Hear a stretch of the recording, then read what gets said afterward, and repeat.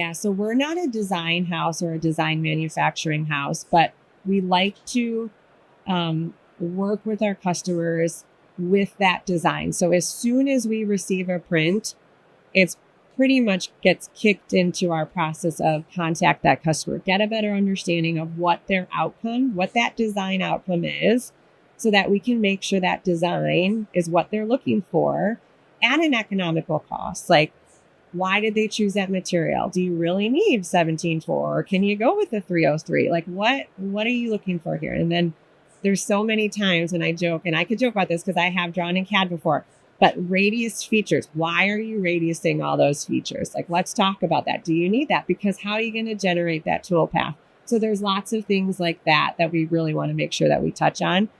But I think it's as soon as possible. So that design engineer should really be working side by side as they're creating that design with a partner that they trust.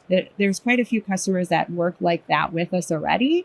And I'm hoping we meet some more as we're here. But I think it's just key to make sure you get it right out of the gate.